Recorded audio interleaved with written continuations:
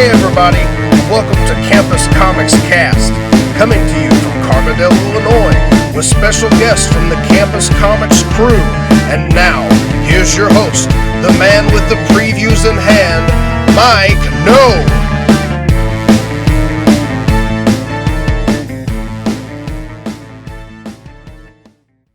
Hello everyone, and welcome again to another episode of Campus Comics Cast here inside Campus Comics, as always, on Main Street in Carbondale, Illinois. I'm Mike No, owner-operator here at Campus Comics, and joining me for this episode are Scott Reed and Dan Brown. The Terrible Three, or whatever you want to say, the regular Terrible three, anyway. Trio. Terrible Trio. There you go. I get the Fox mask. There you go. There you go. Well, anyway, this episode we're going to just do a few little quick hit little topics here. I don't know if we really want to run down or just hit them as we talk about what we're doing as we go, or what here. Well, if you want to give them a teaser, you can give them a teaser. All right. So. Well, at this point, a lot of these shouldn't take a lot of time, depending on how we can rein Dan in on this one particular topic. Mm-hmm. Yeah, but we're going to be talking about the future or lack thereof of the Netflix series. We're going to talk a little bit about the latest Captain Marvel trailer from Marvel Studios. This is trailer 2, I guess. Going to talk a little bit about, I don't know. Which of the 2019 movies, right, we're most looking forward to. Of course, there's pretty much consensus on number 1, so we'll maybe talk about our number 2 movies for 2019. Yeah. And then kind of to wrap things up, we're just going to do some little reviews of the 3 number 1 issues that have come out in recent weeks or months, maybe a month or two for one of them. But we're going to be talking about our feelings on Mystery Science Theater 3000 issue 1, Grant Morrison's The Green Lantern number 1, and the Dark Horse Stranger Things comic series number 1. So we want to stick around and hear our thoughts on those 3 books and make a decision on whether to pick them up or not. And of course you do. Of course you do. If you've made it this far. And our opinions could be wrong. You may really love this stuff, so make up your own mind. I mean, mine probably aren't, but right. Yeah. Well, we concede that to you, Dan. So that was just a given. Yeah. So anyway, starting off with the Netflix stuff, one of our, couple episodes ago of the podcast, we speculated wildly about the future of the Netflix, and we were kind of all in agreement at that time that we didn't think the future looked really bright for the Marvel series. And we've had that confirmed. Yes, we have, because Netflix, and I guess it was mostly Netflix has just Netflix confirmed that we are getting 3 seasons of Daredevil. This 3rd season, that is it. That's it. Yep. So no more Daredevil from Netflix.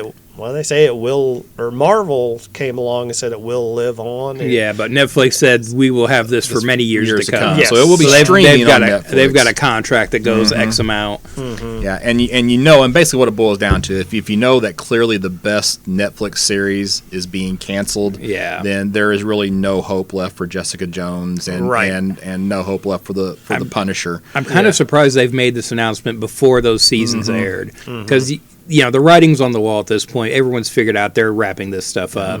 You got to think it'll just hurt the viewership of those series. Well, it's not going to affect me watching either one of them. I'm going to watch Jessica Jones once. Yeah. And as long as Punisher is good, I'm going to watch it 2 or 3 times. Right. So you think we're still going to get Punisher 2 and Jessica Jones 3? Yeah, because they were in production. They're not going to throw money away like that. Yeah. But I think that's going to be it for those 2. I think we just haven't got an official announcement because they haven't, debuted yet. Probably the reason why they went ahead and made the announcement is because for the previous seasons, they basically were announcing that there was going to be another season. Sometimes even before the season that's aired, true. They did, or definitely within a few days. And then of course the cancellation for Iron Fist came shortly after that season. Was it even a month? I don't think it was. Yeah. So the writing was pretty much kind of on the wall. So you can almost put on your calendar whatever day they release Jessica Jones. 1 month later, they'll announce its cancellation, and Punisher, whenever that gets released, they will announce its cancellation. I don't think they ever plan to do a second season of Defenders. I don't know that for a fact. I never heard that. Yeah, I think once that first season debuted, they were like, "Oh, well, we never said we were necessarily going to do another one of these." There was a lot of backsliding after what I think was kind of a disappointment for them. So And probably just the headache of scheduling that series was. yeah. So we're going to get these last two, and that's going to pretty much wrap I up mean, the if Netflix. they wrapped it up in a second Defenders series, that could be kind of nice. That could be a nice bow on everything. But I can't see it happening. I don't know if I want to see Finn Jones in something again anyway. So I'd almost just prefer not to have it. What if they had the death of Iron Fist in the first episode? What First about episode, that? first scene, maybe. As long as there aren't any flashbacks. But where do you go from there? Yeah. Start at the high point. Sorry, Finn. Yeah, we know you listen. Yeah. Right. Yeah. Yeah. Don't take it personally. So, Right, but yeah, so pretty much what seemed like was happening is obviously apparently happening. Uh-huh. We don't know what the Disney Plus, is that what it's called? Their streaming, sir? I think it's Right, Right. Yeah, even because it was heard. called something else. But yeah, I think it's Disney Plus now. right. We don't know what they're going to do. You know, we do know they've tentatively announced Scarlet Witch and a Loki. Yeah. Live So you got to think they're moving on. They're probably not going to want to be bothered Right. with these second tier characters. Yeah, so they're there were some statements though that those characters could live on in Well, other the characters can live. in- Matt Murdock can live live on. on, Charlie yeah. Cox has probably Yeah. has seen his day. yeah. I just if they do another Punisher thing and it's not John Bernthal for a I little know, anytime but- soon, yeah. I think that's a mistake. And I've gotten accustomed to the entire cast. If they do decide to continue those, I hope they bring that entire cast in, Yeah. at least the main characters. I think it would be great. So, but who knows? What do we Right. know? But I don't know. We knew something here, but yeah, most Yeah. people did. So Yeah. So anyway, so I think that's probably enough to say about the Netflix, unless there's any last thoughts you guys want to throw in there. I think I've said everything I had to say yeah, about it. I'm so. just going It to was make a good run. Yeah, I'll just make a mess here and pour one out for Daredevil. Yeah. Good. Yeah, it was a really good show. And, there's definitely been ups and downs with all these. Sure. You can go back and listen to our takes on a Podcast, lot of see this how we stuff. felt. But yeah, it's a shame that it's going out like Yeah, this. but like Scott just said a few minutes ago, I mean, if they're canceling Daredevil, and it Yeah. is by far, along with Punisher, the most Punisher, superior yeah. stuff, you know. Yeah. Yeah, so- when we did our countdown, I mean, I think all of us had the 3 seasons of Daredevil and Punisher as our top four. Yeah, you know, I think so. and then we've all felt like there was a pretty big gap between 4 and 5. So, you know, So, all right. Well, the next thing we're going to talk about is the second trailer for the Captain Marvel movie, Yeah. which starring Brie. Why am I blanking? Larson. on Larson. Thank you. Got a second trailer of that, and Sort of a real trailer. This yeah, is a little yeah. more a little bit substantial. more going on. I mean, some really pretty cool, what you would expect, with a furthering of the cosmic Marvel stuff like that, Right. and bringing that character in. Some pretty cool visual stuff, and Yeah. it looks like I've got to admit that I have not read maybe an issue or two of Carol Danvers' Captain Marvel, so I'm a little short on that. I haven't read a ton of Carol Danvers, period. I didn't read a lot of her Ms. Marvel or, any of that stuff. So not, I mean, it looks great. Again, I think I've said it before, some of my favorite stuff, growing up in the mid 70s, was in mid to late 70s was the Jim, Starlin Captain Marvel. Right. And, was really hoping that's who Jude Law was going Right. to be. It kind of doesn't look like that, yeah, but but can't be for sure at this yeah, point. You I know? don't know. Always Well, I be think a- there's been some merchandise released with a different name for his character. Oh, really? Yeah, Okay, so like I haven't some, like seen there's that. some toy merchandise or stuff that's come out as a different name for his character. So maybe we should call this a spoilers episode. yeah, for sure. Spoiler for the trailer, I Yeah, guess. spoiler for the trailer. Well, I mean, but that would be, a spoiler for the But- movie as well. Yeah, for potentially. sure. But like I haven't read a lot either, but it feels like what little I know, it seems like they're trying changing her origin up here. Uh-huh. It looks like. Yeah. Yeah. So at least what we're getting from this. Yeah, so I've not read a lot of the Captain Marvel or Ms. Marvel titles proper, but I've read a fair amount of Ms. Marvel just from her interaction with the Avengers, and then of course like Civil War II, she played a big role in Civil War II, and they've kind of tried to bring her to the forefront of the regular Marvel universe. Not just to be kind of a background character, so now they're bringing her to the forefront of the Marvel Cinematic Universe. So, but it's a little different Carol Danvers than what I've been used to reading. Really, the original one going back to the Avengers, not so much. It is a little closer to what we have in like Civil War II. But I don't know. So what did everybody think of the trailer? I mean, did you like it, dislike it, indifferent about it? I thought it looked good, but at the end, I feel like, hey, we're gonna have another underdeveloped villain in this movie. You know, which is kind of the standard for Marvel. I mean, there are some exceptions, but I just feel like there's gonna be a lot of origin story. We're gonna get a sort of half-baked storyline for a villain in this. It looks like Ronan's in there, and I think they had confirmed, they had said something about that a while back, and I think I'd forgotten about it. Yeah, me too. But but I can't wait for the awkward line of dialogue that explains Monica's photon nickname. Oh. As you see on the jet. Okay, but I think if you notice, it's not Monica, it's Marsha. Oh, was it? Yes, so it's Marsha Rambo, not Monica Rambo. So it's probably Monica's mother. Either way, why is her Air Force nickname Photon? So our Marie. It was actually Marie. I actually had that written down. So the side of the plane was Marie Photon Rambo. So I did see that as well. So, but I think it's supposed to actually be her mother. So it'd be Monica's mother. So so they're probably playing with a time gap here then too, right? Where Carol's gone for a while, and then with when the she Kree. comes back, she'll and you probably if they have Monica be as a child, I would say would be my guess. So I did like that you got blue and white skin Krees. Which was definitely a throwback to the comic, of course. And then they add in, I can't remember the character's name or even the actor's name, but he later works for Ronan, and so he's black. So we also have black Kree in this as well. Then we obviously have hints of the Kree Skrull War, and I think we even mentioned that before. It's like, well, where's the Marvel Cinematic going to go after Thanos? Right? We kind of talked about that, so they're definitely setting that up for the future, maybe the future storyline. I really want some creative stuff done with the Skrulls in here. Yes. I don't need the old lady fights kind of funny. Yeah. Don't be using Skrulls as an excuse to not have a budget. Yeah. You know what I mean? Don't just give me the budget cop out with the Skrull. Do some really fun, creative stuff with them. Do you want to see like cows as Skrull? I definitely want to see a Skrull crowd. Yes. If that's how this ends with a bunch of Skrulls turned into cows, that sets up a cinematic Skrull kill crew later on. I'm all about that. Yeah, we did get what looked to me to be a female version of Supreme Intelligence, I think, for a little glimpse in there. I must have missed. I missed that if it happened. I gotta go back and look. I think so, unless I'm hallucinating. Yeah, if the Supreme Intelligence is in there, that'd be awesome. Yeah. So I think I saw a little bit of that in there when they were talking about the Kree stuff and showing Carol going through all the Kree stuff. So I like the green in the initial uniform that she wears, kind of a throwback to the original Captain Marvel. Now, of course, it was more white with a little bit of green, but at least we get that. Hat tip to the history. Now, I think the implication in this is that she's not going to be completely Kree, but she's going to be some form of a hybrid, right? So I think I mean that's what I take from it. I mean, even though she's bleeding green blood in one of the scenes, but they changed her. Like so, you think she's like kidnapped or something. She's apparently going to be kidnapped and ends up with the Kree or whatever, altered, mutated. Of course, she gets her more traditional costume, as the movie progresses along. Now, I do not care for the flame mohawk at all. It didn't look as good as I would expect it to. Well, you know what I mean? I feel like a mohawk look good for anybody outside of Storm, Mr. T. Scott. Still, no. I stand by.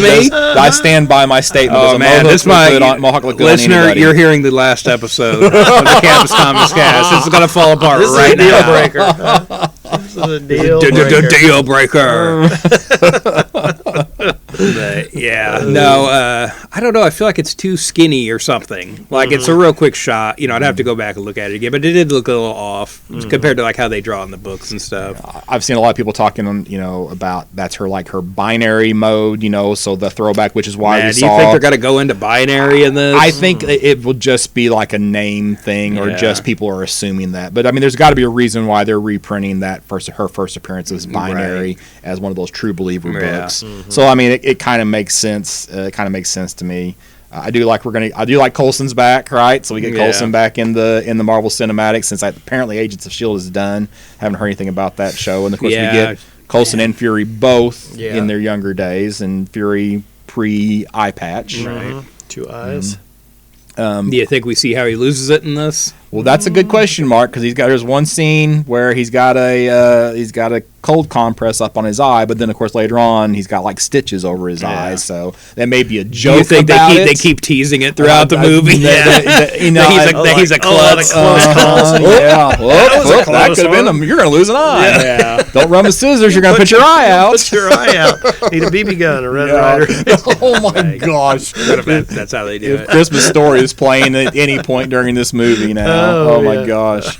So I'm still at this point. I am not confident in my opinion of Brie Larson in this character. Oh yeah. So I don't. I know her from nothing but Kong Skull Island. I've never seen her anything from that where she played the photographer in Skull Island. That's all I've seen her in. I feel like I saw her in something else, but now I can't think of what it was. But I don't know. Skull Island's great though. It's a great movie. Fantastic. Yeah, I love it.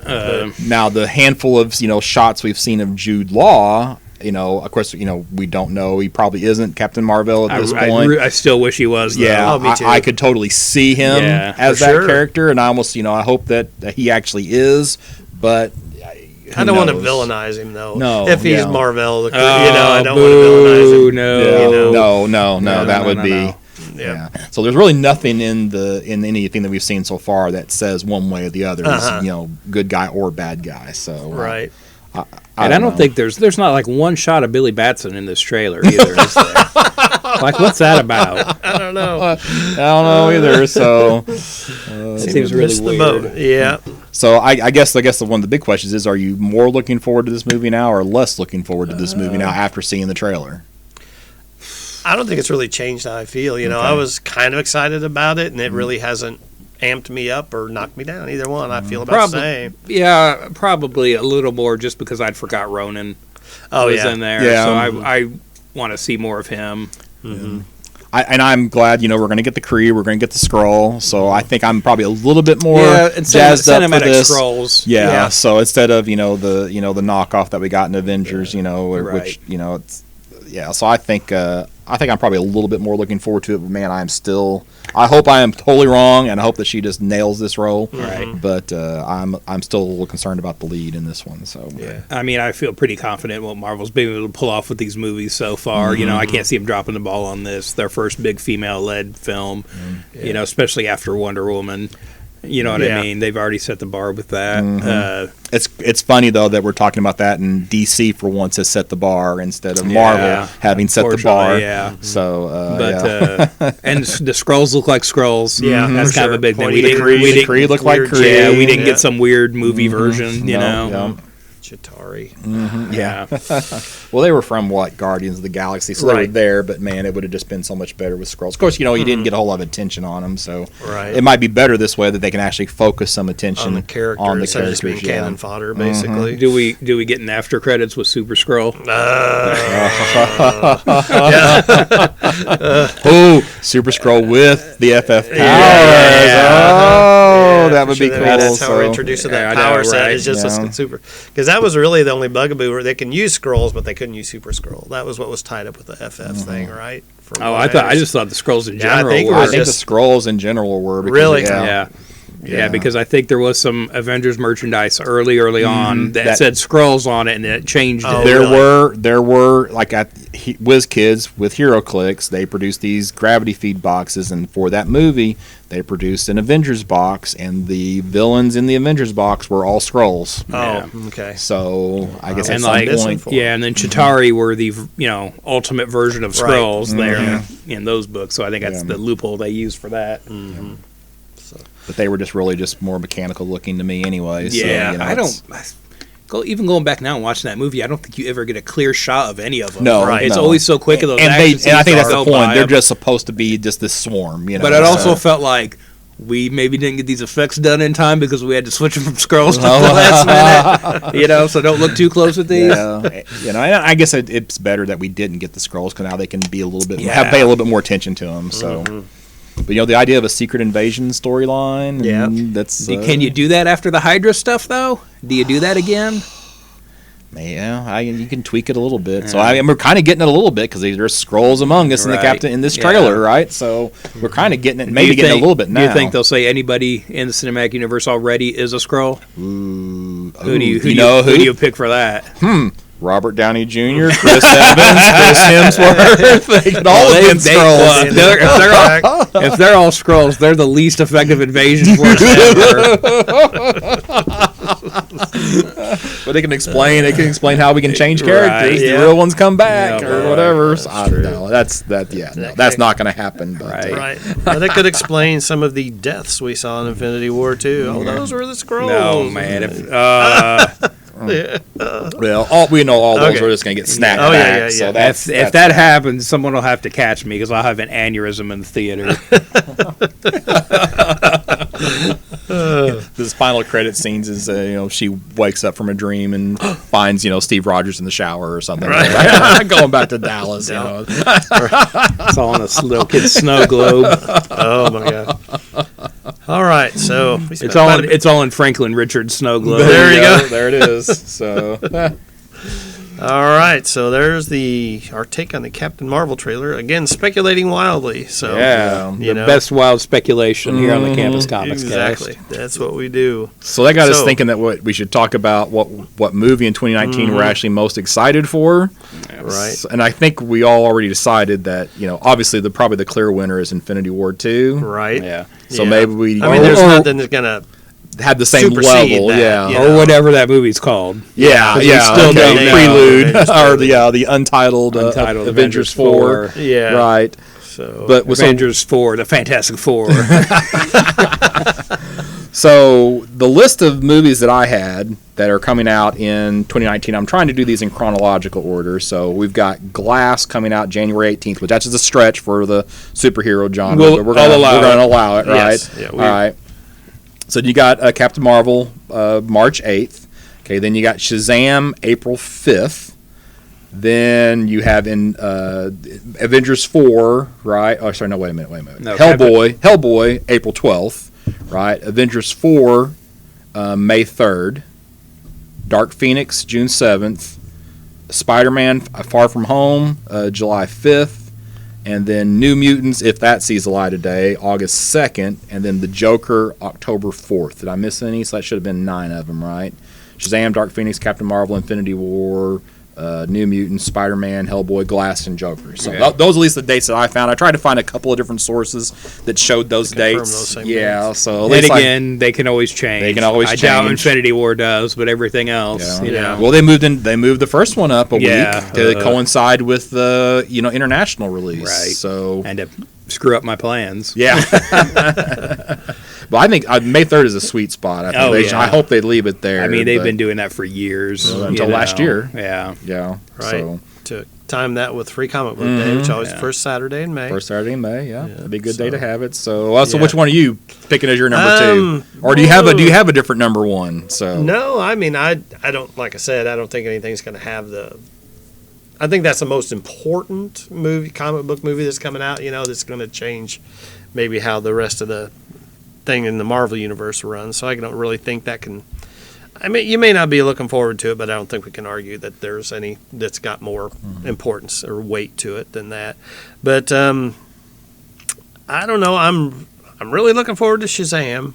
I'm really looking forward to Shazam a lot because I think that could be something completely different. You know what I Right, mean? yeah. Right. A lot of fun, light. I mean, the trailer that's out there Right. looks like it really catches the tone of that. That fantasy that all little kids have, and I had of being, just say a word or do something and turn into a giant superhero. Yeah. So- If it's just big with a Yeah, superhero, exactly. Yeah. No, you're there. Right, yeah, absolutely. Absolutely perfect. So I don't know, it's kind of a toss up between that and I'm really, really looking forward to the Hellboy reboot. I really am. It's just because I loved the first Hellboy and really got, and Del Toro's work, and that's creature work is always is brilliant, and I really liked the first Hellboy that he did with Perlman, and I was really looking forward to the second one. And that to me was a little bit of a disappointment. I wanted to go further into the horror side of it instead of going straight up to the high fantasy with Right. just the creatures and the mythologies of the different, which is definitely part of the Hellboy mythos. But it looks like this Hellboy reboot is going to reportedly are, I guess, and go into more of the horror side of it. Which if it sticks to that, I mean, so I am looking forward to that a lot. I mean, it's kind of like polar opposite reasons. One's lighter, I'm making me looking forward to it. One's darker, I'm looking forward to it. But those are both just go with those characters, So that's mine. I just hope with the Hellboy movie, because I can't remember the actor's name, the guy from Stranger Things, David Harbour. Okay, thank you. Yeah. And we have this thing now where they're pulling actors from, series on, Netflix and Game of Thrones, and they're throwing them into feature films, and most of the time they're falling flat on their face. Yeah. And I just hope, to me, he hasn't really done enough to, warrant kind of that big role. So I mean, he was fine in Stranger Things, but is that the type of, did he do well enough to land this type of a gig? So I'm waiting to see if he actually can pull it off. Obviously don't remember his performance as the crooked CIA operative in Quantum of Solace. I do not remember that at all. Or his turn as the villain in Green Hornet. I do not remember that either. So yeah, so no. Yeah, he's had a lot of smaller roles in feature films and things like that. But yeah, this will be like a make or break kind of shit for him, I would think. And again, I'm not saying he's going to be the best, but what are you looking forward to the most? Yeah, The thing is too, and everything on paper sounds great. Show me a trailer. Right. I really want to see a trailer for this Hellboy. I keep hearing stuff about it, and it's like, where it's not real for me till I see a trailer. Right. And it's a week after Shazam. We've had Shazam trailer for a few weeks now. Yeah. So you want to do yours, or for me? I mean, again, we're looking forward to Infinity War. Right. We've got like an 11-year build up to this. It's kind of hard to topple that. Right now, as we're recording this, probably the thing I'm looking forward to the most is Joker. Oh yeah. There's been a lot of set photos kind of leak out, kind of showing what it is. I mean, for the most part, with everything else, there's a lot of sequels on there. It's like you kind of know what you're getting. Yeah. With this stuff. Like Spider-Man will probably be really good, but I kind of know what that is at this point. Yeah. I don't know what this Joker movie is. Is it it's sort of shaping up like a 70s crime drama maybe? You've got Martin Scorsese producing it. Like that's a pretty good pedigree right there. He's not directing it, but he's definitely going to be calling the shots, you would think. And Joaquin Phoenix is no slob of an actor. Yeah. So he's got some screen cred, Yeah. And it's just like, and now there's like, some other shots that have been released, like they show Shea Wiggum as like an FBI agent chasing him through the streets. I really like him as an actor. I've never been disappointed in anything I've seen him in. And so it's just like, it just kind of adds to that. And it's like a Joker movie without Batman just sounds crazy on paper. Yeah. When I heard this and it's not Jared Leto, it's not tied to this expanded universe they're trying to create, it's like, why are they doing this? And I think that's been a lot of people's reaction. But everything I'm seeing for the actual movie is like, that looks kind of cool. I kind of like that makeup, with the more traditional kind of clown face. So it's just like, where do you go with this? And it's like, it's released in October now, and they've pushed back Wonder Woman. And it's like, did they push back Wonder Woman to not overlap with Joker?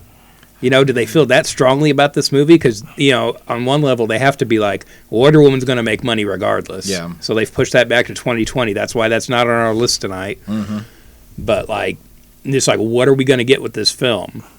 So I'm really, and again, if you're putting all, this much into a Joker standalone movie, you better have a good story here, and to upset the apple cart as far as your, movie universe goes, and to possibly confuse audiences, which you got to think it will regardless, and to upset Jared Leto. He was pretty, ticked off when he heard they were doing this without him. Of course, now he's supposed to be up for something on the Marvel side. Yeah, was it Morbius or something they were talking about? So I don't know what I think about that. But the other thing I've heard too is, since Ben Affleck's been seeing this Joaquin Phoenix Joker stuff, he might want to stick around now. It's kind of the rumor. I was fine with him as Batman. Yeah, I was too. Too. Yeah. So I think this is, to me, I imagine this is DC trying to right the ship, because obviously their cinematic stuff hasn't been, and one of the things that Marvel did so well is that they either got very well established actors or totally new faces, right, and brought them into the roles of those characters. And what DC did was kind of, especially with some, not, I thought Cavill was good, and I liked Affleck as Batman, and of course they did great with Gal Gadot.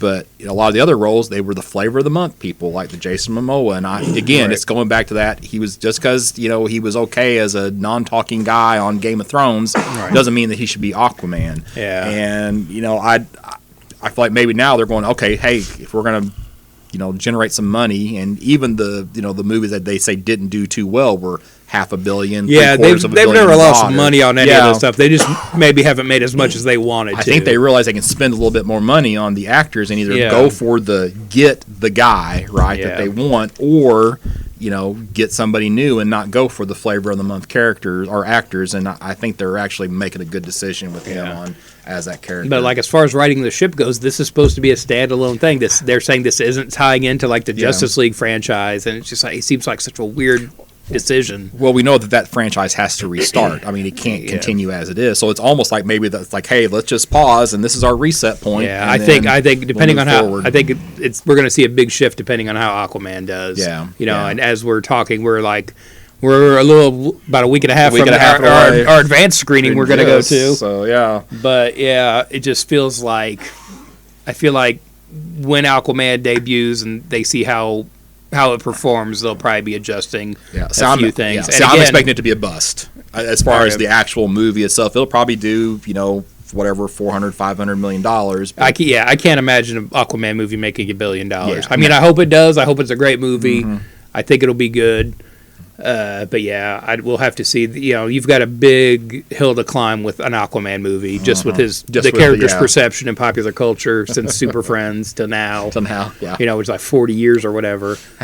But it's just, it feels like every other week they're changing what their direction they're going with these films. And so, yeah, it seems like a weird choice. But, it looks like as a standalone thing, the Joker movie might be really good. Yeah, I think you could be right. But then you're going to want to capitalize on that if it's successful. So how does that work? So what about you, Well, Scott? so I've actually struggled a little bit on this. I think I finally come to the decision that mine that I'm most looking forward to after Infinity War is Spider-Man: Far From Home, and it's primarily because of I hope Michael Keaton's in it a lot. I really like the Vulture. You don't think they're going to have Batman in there? I'd go see that. That'd be awesome. I don't think so. They did put Stan Lee in a Teen Titans movie, Right. so it could happen. Yeah. But I'm hoping that we get a fair amount of Michael Keaton in the next one because he was just so good as Yeah, the Vulture. was. And I'm sitting here looking at him, and as far as acting chops, maybe right up there with the Joaquin Phoenix as a Joker. I just that's the thing that's got me most excited for a movie in 2019. Is after that is him as the Vulture. Is Mysterio the villain? Supposedly, I can't think now. I make it a About point to I don't go out of my way to look for Right. trailers. So like if I'm sitting in a Well, I don't theater think and there is a trailer yet, right? no. Yeah. So but I also don't go look at movie rumors Right. and all that. Now if I'm sitting in a theater and a trailer comes on, I'll watch that trailer. I'm not Right. going to Yeah. go la la la la la. I'm not that bad about it. But if I'm watching TV and I'm skipping commercials and there's one on, I usually won't skip back. Right. So, and it's not that I'm, that concerned about spoilers or anything, but I just want to try to take the movie for what it is. Yeah. And so I've heard that Mysterio is going to Right. be the primary, and it's going to be set in Europe of all places, which is going to be a little weird for him swinging around, the Tower of mean- London or whatever. But What are we talking? 6? Movies. Yeah, or 7? Would be, you got the 3 Tobey Maguires and 2 Andrew Garfield. This will be number 7. Mhm. Yeah. Change of location may not be May a not bad be thing. a bad thing. No, know. Nope. So, yeah. So I'm in just primarily because of Michael Keaton. So I think that's the one I'm most looking forward to after Infinity War. So. And here's the thing, too, especially now that it's back at Marvel. How do you not set up a Sinister Six? I'm not saying a standalone movie. That sounds insane.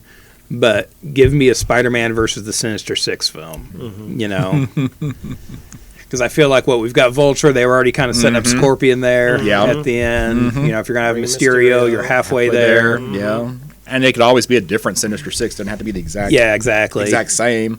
I mean, the power of the gloves are there for Shocker. Yeah. Right. So yeah. So that's mine. So Fair enough. All right. So come into the store sometime and tell us what you're looking forward to, or just message us on Facebook and get in on the conversation here with us even after the fact.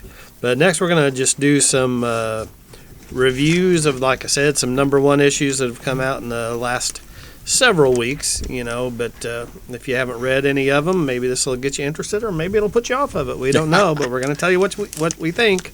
So which one we starting with? You want to just start off with Dan's? Dan's? All Yeah, right. dude, That could let me take the see. most time. I'm not the one that suggested this for the Right, record, yeah, that's but I'm right. I'm more than And happy to this, talk I will- about it. Yeah, Yeah. this I will say is the only one of the three I have not read. I did not have access to a copy of it. Oh. You know, Because and it being a sold comic out. book store, it did sell out before I had a chance to read. So Well, I'm actually glad we chose this one because I hadn't read it yet, and I actually kind of enjoyed it. there you So, go. but I want to let Dan talk about it first because it's his thing. So. Yeah, so what we're talking about is Mystery Science Theater 3000, the comic, number one from Dark Horse, and this is the current iteration of the show on Netflix. So it's the new cast of Jonah and the Bots and everybody in Kinga. So, sort of a forward to this, probably almost 20 years ago now, when the show was still on. After Valiant was acquired by Acclaim, they were going to produce a Mystery Science Theater comic book. The idea was they were going to use old comics, and I know I have a copy of this somewhere, and I still can never find it. But there was an ad that ran for the book that showed a page of a '60s Turok, which was licensed, that Acclaim had at the time, and you had the silhouette that you see on the TV screen at the bottom of the page, and they were commenting on the page throughout. So in my head, that's always how a Mystery Science Theater comic book would work. That's not what we have here. Oh, really? Yeah. That's what I still expected. Exactly. I like this. I like the way they did this. And see, that's my kind of hang up. With this. Really? Yes, Okay. because the silhouette is such an iconic and such an integral part of the presentation. Because it's always been movies in a theater. Yeah. This is a comic book, but I still kind of want the silhouette. Ugh. So, but a new reader doesn't have a problem with it. Nope. So that's going to be my kind of thing. But we've got a nice setup here, and we've got Todd Nauk on our. I'm not sure. He's a Misty fan though. He's showing on social media these Mystery Science Theater drawings he's done over the years. He's a fan, so it's kind of nice to see him kind of doing the sort of bookends here of the art. In our story here, Kinga Forrester, who runs the experiment, has created a new device called the Bubbleator, which Did she take credit for creating a new yeah, device? creates credit for it.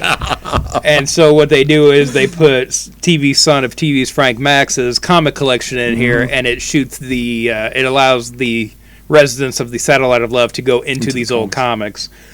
The newest season on Netflix does make a quick mention of the Bubbleator device. Oh, really? They don't really, use it in the show, but it's there kind of in the background, and they mention it by name real quick. Do you remember what episode? I've only watched like the first two.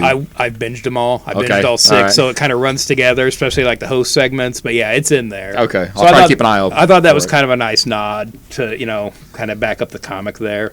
Well, I want to talk about the cover for just a second. Okay.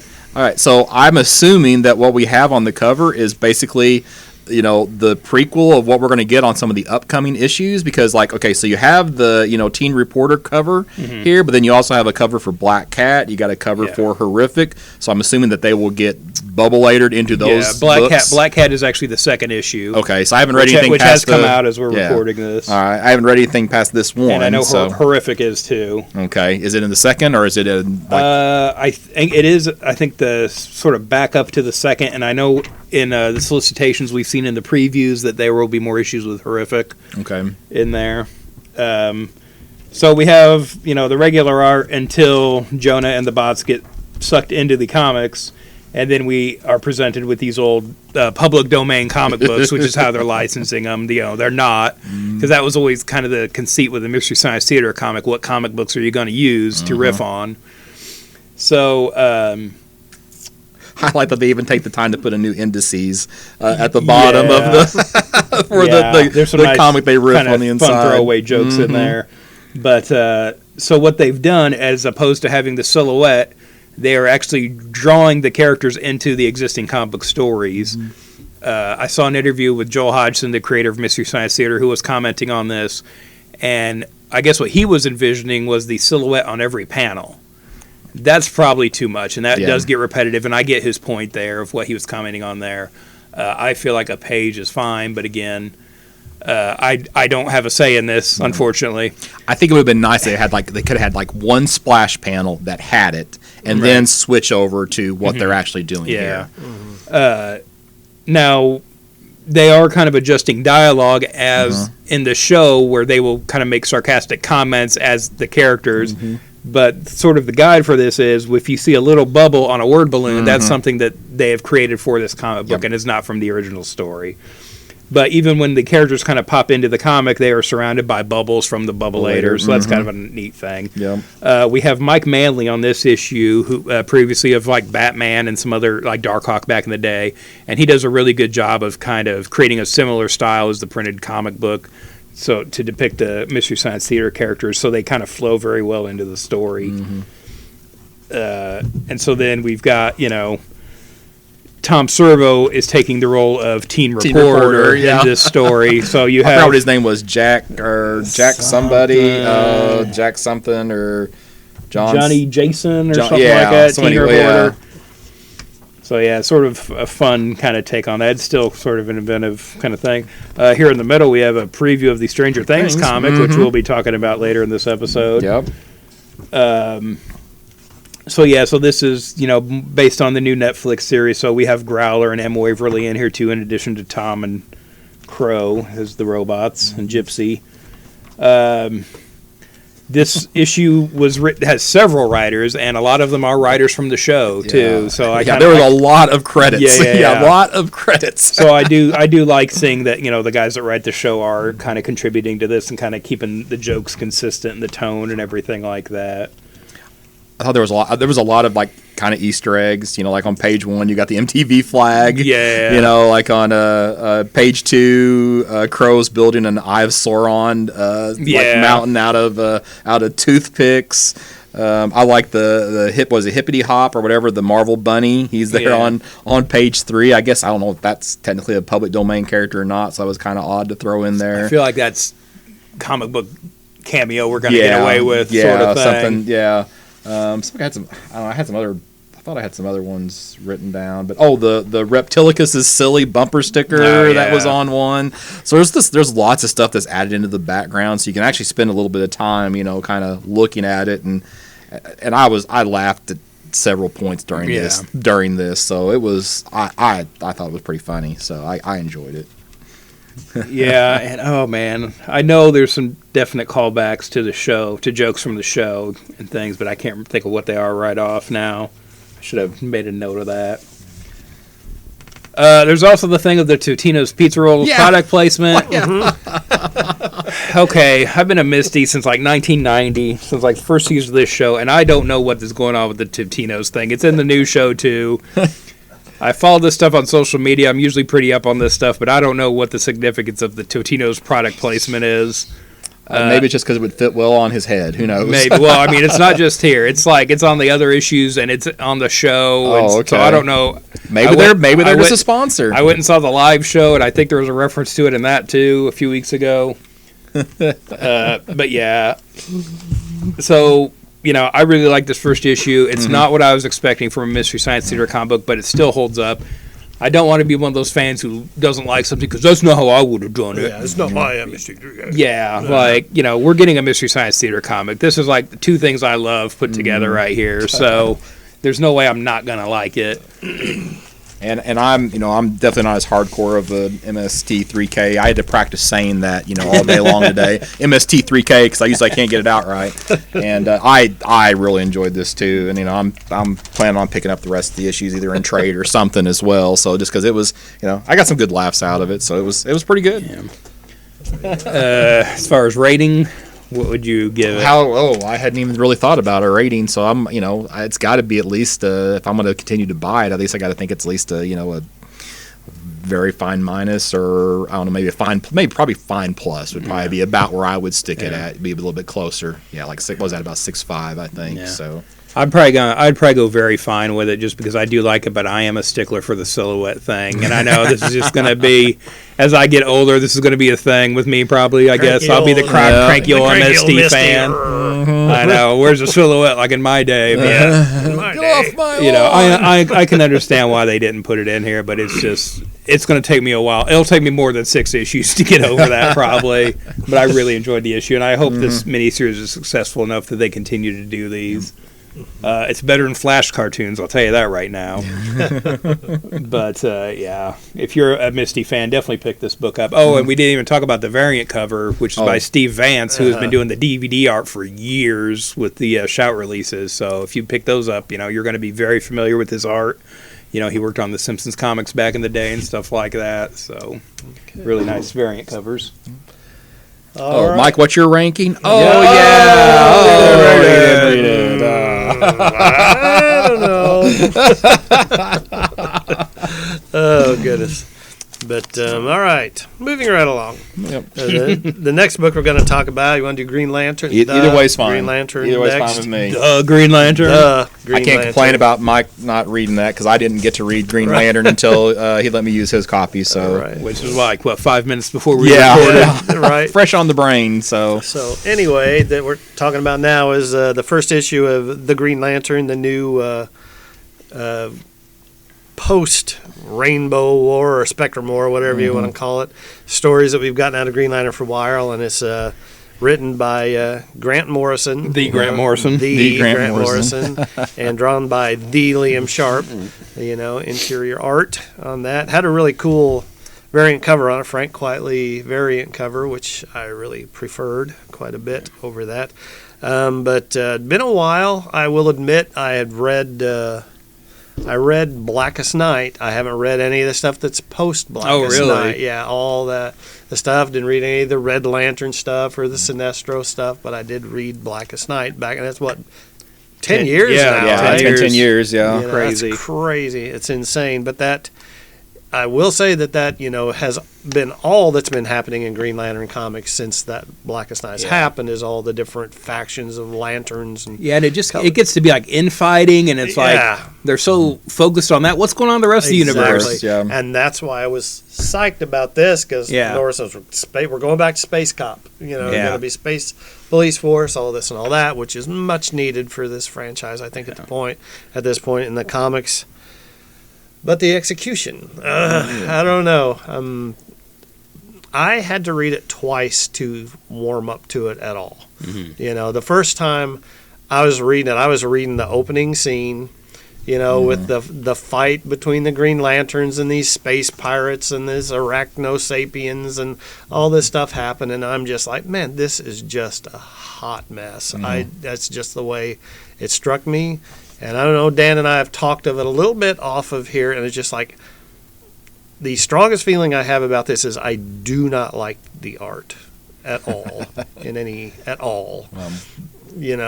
I'm fine with the opening. I'm fine with just being thrown into this crazy world, because that's kind of what I want. So I feel like let's just hit the ground running with that. Mm-hmm. Again, though, sorry, Tyler, I'm just not a fan of Liam Sharp's artwork. I feel like it's just an older style, and I don't mean retro. Mm-hmm. I just mean I feel like this is like out of a heavy metal comic from the 80s or something. I just feel like it doesn't stack up against I can see that. It's very but if you heavy like that style of art, work, then it's very heavy line work with no variation in the line, or anything like. There's no subtlety in this art whatsoever, and it just seemed. And here where we have the title spread, it's like we have a jet and we have Hal Jordan lying down, kind of looking up, and it's a sort of an opportunity here for an artist to do a really nice portrait of the main character, and it's just so flat. Yeah. And I don't know. I mean, I know that as far as in comic book circles and fandom whatsoever, Grant Morrison as a writer is very highly esteemed, and I don't know. I guess to a degree, I don't get that. I mean, no disrespect or whatever. Obviously, write his own ticket at this point, just choose what he wants to write. But outside of his JLA run, I've never been blown away by anything I've read by Grant Morrison. Some of his Batman stuff back in the day was okay, but to me, it's just like he really, and there's nothing wrong with this, don't take this as a slam, but he just wants to write these crazy, insane Silver Age type stories, just the goofy kind of stuff. But it just misses the mark for me most of the time. I think for that kind of stuff, I think the standard this day and age is Mark Waid, writing Silver Age type stories. He knows how to still do it and give it heart. and feeling. Whereas Morrison stuff, it just feels kind of, I don't know, just kind of doesn't work for me. It definitely has a different tone than Mark Waid's stuff. Yeah. I was fine with the story. I enjoyed it. Mm-hmm. I think this is kind of what I was looking forward to with Grant Morrison taking over Green Lantern, is that there's going to be a lot of aliens. There's going to be a lot of crazy concepts in there. Mm-hmm.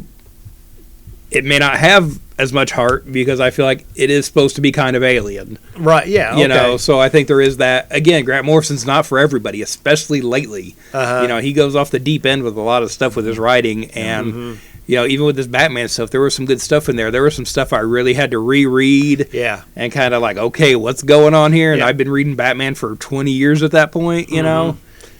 And I will preface this with saying, like I said, I haven't read Green Lantern since Jeff Johns doing Blackest Night. So But this is a new number one, Oh, so yeah, you shouldn't yeah. have to. Shouldn't have to, exactly. yeah. So I had to reacclimate it to that. I'd forgotten how out there Silver Age Green Lantern stories were with the weird alienness and all that stuff. So once I kind of felt like it was a chore to get through it once, but then I went back and reread it again, and I was better with it. I still don't like. It's Hal Jordan not talking like Hal Jordan. Yeah, no, it's You know? that's my biggest gripe I think about the book is how Hal Jordan is portrayed, because he just comes off as arrogant. I mean, there's Yeah. a difference between being cocky and being, Yeah. without fear, and just being a jerk and being like arrogant about it. And Yes. I didn't care for that tone that was given to Hal Jordan as a character in this book. I agree. So I feel like John's kind of brought in some of that, but yeah, I think Morrison might be going a little too far with that. And coming from a guy who wears this ring on his hand every day, for me, Hal Jordan is basically the least interesting Green Lantern. yeah, That's what I've always kind of struggled with this get that. franchise. You have so many great, crazy alien characters, and even out of the Earth Green Lanterns, I feel like he's the least interesting. I think him and Barry Allen both suffer from the. We didn't do a lot with them after Crisis, and so they're kind of stuck in that Silver Age. They all have the same voice. They're all figures of authority kind of thing. In the 90s, it's like, Hal's got gray temples now. That's our big character development, Yeah. and then we kill him. yeah. And so now we have Kyle for so long when they really could have taken that opportunity to kind of develop Jordan's character more, until Rebirth when John's brought him back. And it just, even with John's run on Hal, it just felt sort of like they were just kind of tacking on a personality, and it's like, you can't write him like you did in the 60s. I get that, but it doesn't feel like the character, and again, I'm not writing it. I don't know what the alternative is necessarily. Right. I don't know what the But answer is, but this. I never want to hear that Grant Morrison isn't creative enough to come up with something. Yeah. But a super intelligent virus named Flugel Phlegm. Yeah. Come on. They've already established that in the Sinestro Oh, is Corps. it? Okay. Yeah. All right. Despotellus That's was an my- intelligent virus Oh, that's okay. part of the Sinestro Corps. Gotcha. So they've already established that kind of thing before. Yeah, I mean, you would say that Morrison had to have done his homework on this because there's references Yeah. to like all Yeah. the X-ray and gamma lanterns and all Yeah. those that are pulled from just various parts of other stories. I think one of them was maybe like an Alan Moore reference for something that Alan Moore did at one point. Yeah. What's his name?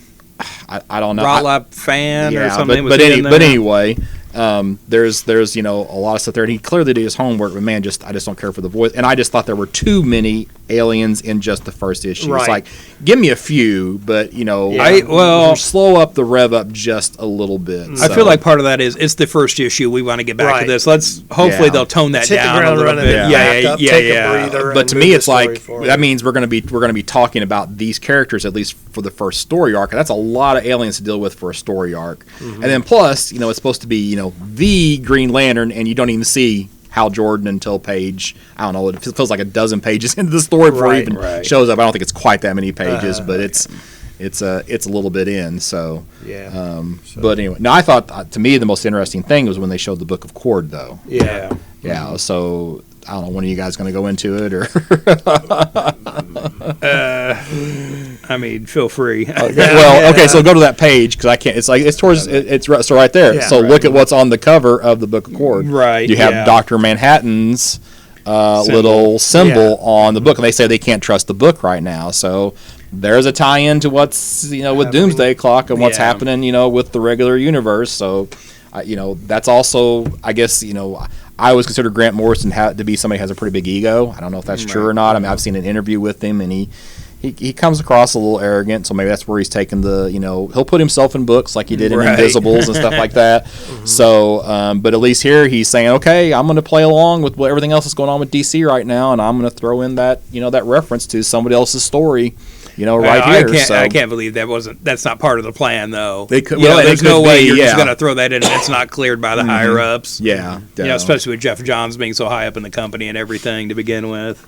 Well, I mean, that's you could take it as a throwaway moment, but it's probably gonna have some bearing on the story moving forward. So, well, that's the thing. As we progress, we're at some point these comics should catch up to the beginning of Doomsday Clock. Mm-hmm. You know what I mean? So, might be seeing more of that. All right. Is there anything else you guys want to add about that? You know what? Let's say spoilers. Yeah. On the last page, we see some Dark Stars in there, which I thought was really odd. So, I see. Obviously they're going to do more with them, but that'll be kind of interesting to see where they're going with that. Mm-hmm. Yeah, I wasn't familiar with with them at all. So. Right. Yeah, and so at the end here, we've got the sort of coming soon preview, couple pages where we see some more Dark Stars. We see Hal and Ollie back together. Mm-hmm. We see some foreboding-looking Green Lanterns there and a shattered power battery. So probably some cryptic previews of things to come in there. So, all right. So rating? I'm probably like a very good plus, or maybe very good, so that 4.5 range for me. Yeah, I'd probably give it a very good too, just because of the art. After I knew we were going to talk about this, I got to thinking like, well, who else would I want on the art? You know what I mean? And my first thought was Patrick Gleason, but then I'm like, well, he had such a long run on Core. You know what I mean? It's like maybe don't bring him back. I figured out who I would want is Howard Porter. Get him and Morrison back together. They haven't really done anything since JLA. He's an artist that really puts in the detail. He doesn't take shortcuts. I think giving him just, free reign to make some creative alien designs would be really cool. I'd really like to see him on this book. Mm-hmm. Again, nobody ever asks my opinion when they're making these decisions. Right. It's not just you, man. But, I feel like that would be a really cool artist for this book. Mm-hmm.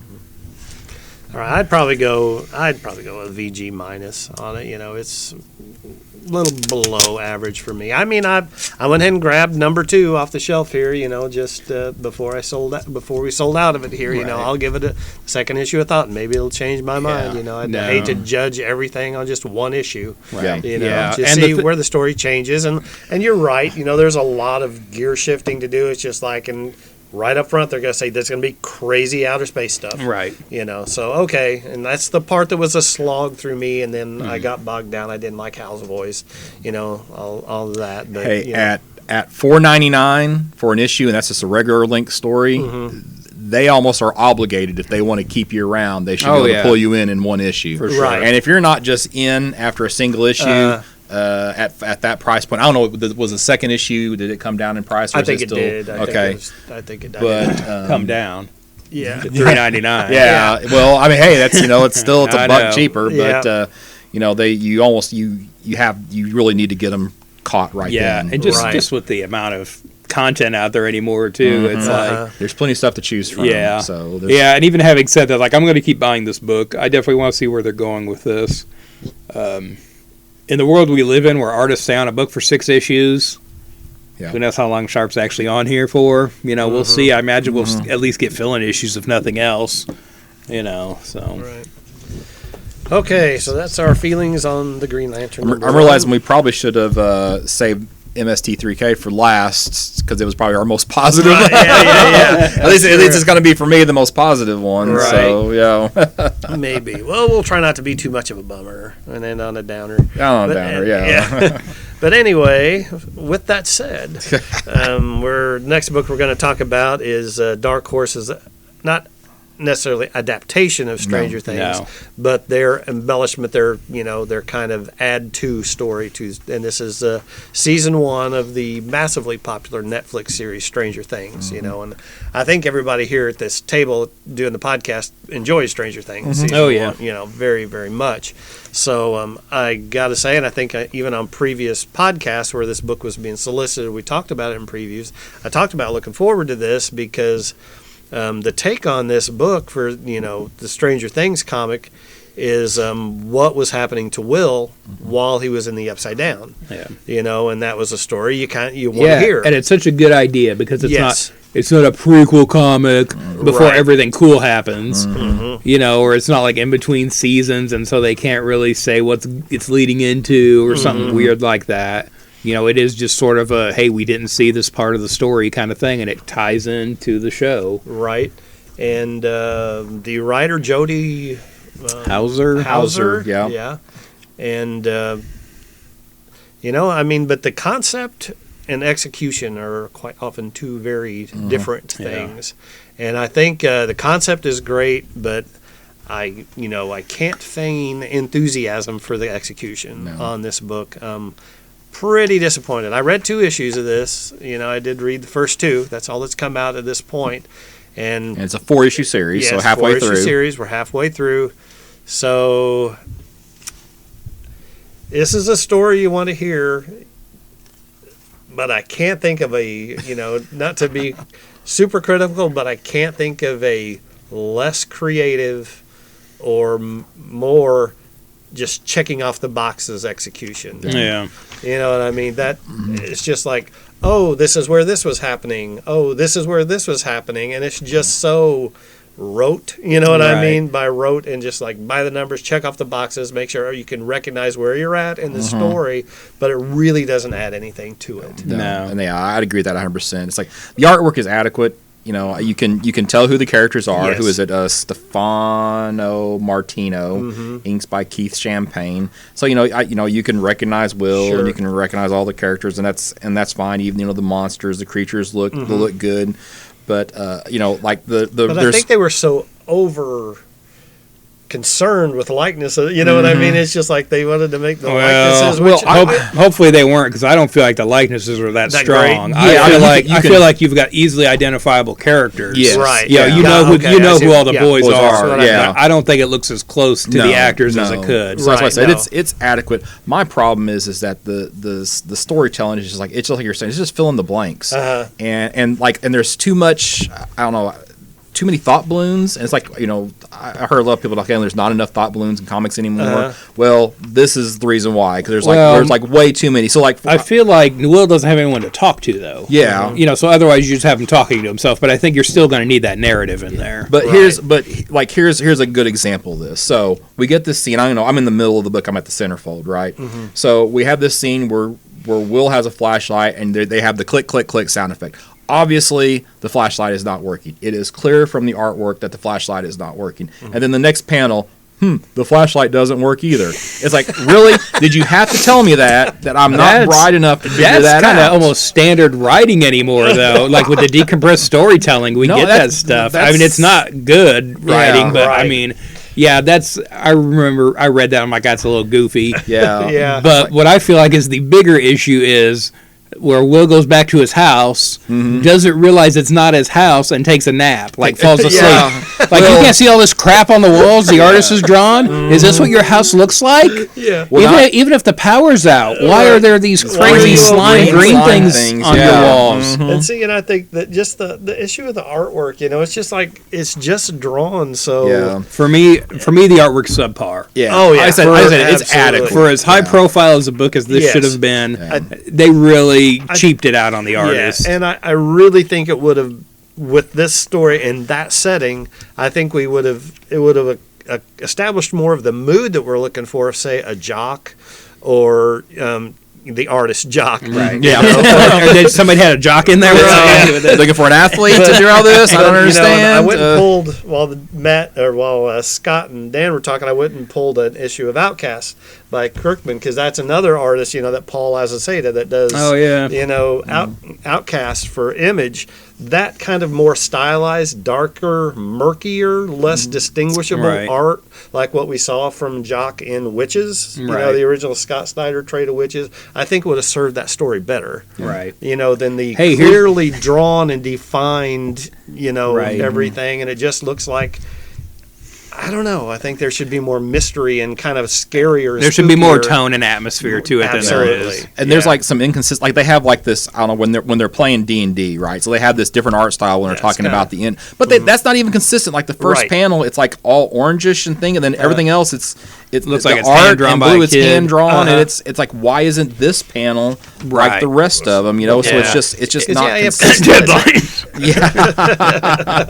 Because that could have played well into the whole Yeah, for sure. overarching Oh, yeah. D&D theme of that, and explore that, Yeah. look at it, how the game would play out in their heads. Yeah. Kind of explore it that way, but it was very...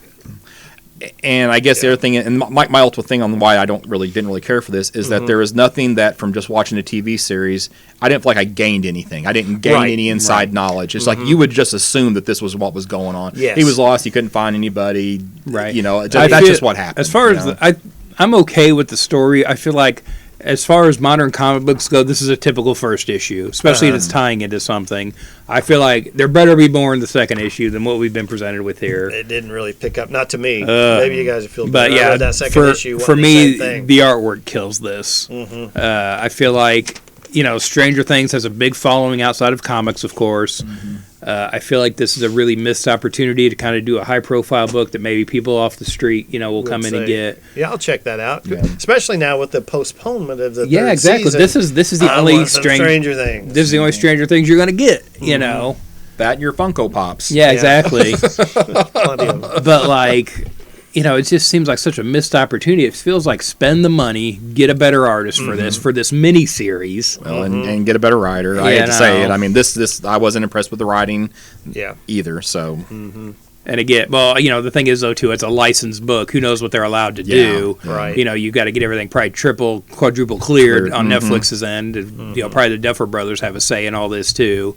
And it's like, how much can you add to this story? You have to kind of weave in between. So I mean, that's pretty typical for a licensed book. Yeah, But and I just didn't get as I was reading it too, I just didn't get the feeling that Will was all that scared. no, You know what I mean? It was No. just like he just kind Yeah. of tripping along. Great idea, Mom. You know what I mean? When she Yeah. does the Christmas light thing, it's like, Yeah. Mom, you rock, or whatever like that. I didn't really feel that It isolation. must be in the second issue. You know? I don't remember that from the first Oh, issue. yeah, So okay. Well, yeah. I there's get my there's issues something. with I don't think it's that, but there's something at the end of this issue. I Yeah, think. Yeah, so I mean, unless you're just a diehard, got to have everything Stranger Things. I Yeah. don't see this as a book And that if- you're and if- probably picking up. And if you are, you'll probably enjoy it. If you're Yeah. that into it, and you just I want mean, to. it doesn't detract from the Netflix No, series. You know what I mean? It doesn't. I mean, add, but it doesn't add anything. Yeah, that's the Yeah. thing. It just kind of is. It's just kind of there. So like I'm at a good 2.0 on this one. It just Yeah. I don't see any reason. I'm not gonna read any of the other issues. you know, so Yeah. Yeah, I'd go good with it too. I was just Yeah. really disappointed in the artwork on this. Yeah, I'm gonna go a 3-fer on that. You can probably just give it a good, 2.0. Again, said we weren't gonna be too downer on you to wrap up this episode, but hey, Hey, there it is. So that's hey, what we're it is. We didn't make we're the saving you some money, so you can put that There you go. $3.99. That's the positive. To a better book. Right, so right. there you go. So save your money, put it on, get in something like I don't know, what should they be buying this month? I don't know. Ooh, what's well, we got there? Batman by Tom King still going pretty Still good going here. on, in yeah. this, Of course, you know, if stuff you're not that just already came buying out. that anyway, then Yeah. you're making a mistake. Scott Snyder's Justice League has been great. Hey, Pick that up. MST 3K. That's right. It's good for a good laugh. So There you go. has anybody read Killmonger yet? I haven't read it yet. Just came out. Nope, haven't read it. Or Okay. Martian Manhunter. Pick up the wrong Earth when you can find it. And Oh, you yeah, can find yeah. it, yeah. So that's take that $4, put it to Yeah, another good Or indie book. something like that. Yeah. There Yep. you go. All right. Well, any other final thoughts or stuff we want to hit on before we wrap this one up? Looking forward to more Mystery Science Theater comics. There Yeah. you go. I'm gonna have to read that first one, man. Yep. Maybe I'll borrow one of your guys here. Hey, borrow Give it a mine. read. All right. You ain't borrowing mine, Dan said. He is protective of his MST3K Yeah. stuff. Thank you, sir. I'll get it back to you in good fine. shape. So, all right. Well, I guess that'll do it for this episode of the Campus Comics Cast. Well, probably, 35, 36 episodes in? This Something like was that? the previews was 34, so this will be last episode episode, 35. boy. Okay. Getting Look at deep. us. We're veterans at this point, right? Yeah. So So anyway, well, I guess that'll do it. Hope you enjoyed. Hope you piqued your interest on some things, maybe, or saved you a little bit of money that you may have been disappointed in. But anyway, again, this is Mike here at Campus Comics. If you'd like to add to what we have to say or have your opinion, just stop into the store here at 816B East Main Street here in Carbondale, Illinois. Give us a call, 618-457-6011. As always, you can message us on Facebook. Please like us and follow us on Facebook and Twitter at campus_comics. And like I said, Dan will be the one handling that at this point. Why are you always putting that on me? Because Throw me I'm under the just bus like with the that. Twitter. No. Because you're doing such a great job. No, it's just, you know me. I got to learn it, So, Scott, your info? sir? burgcomics.com, burgcomics.com. And I had something I was going to say, and I have completely forgotten what it was. So I'll Legalize it. No, that wasn't what it That was. not it. Okay. Oh yeah. So if by the way you want to comment on any of these episodes, especially like the previews, if there's a book that we're not reading that you think we should be taking a look at, absolutely. we would love to hear you that. Put it on the Campus Comics Facebook page, and say, hey, what about? And we'll be sure and mention that in the podcast. Or maybe if there's something you want us to review, you want to hear our opinions on it. Yeah, If right. we can get it and figure it out, we're more than happy to do that. So we know we'll be doing a Mr. Miracle review whenever that finally hits, Wraps and then up. of course we'll have the last 6 issues of Doomsday coming up in about 2 or 3 years. Right. Right, somewhere in there. Yeah. And this is Dan Brown. You can find me online on Twitter, WordPress, and DeviantArt at Detective651, or here on the store most Saturdays. Yes, sir. All right. Well, if that'll do it, we hope you enjoyed this episode and hope you join us again next time. And we'll talk to you then.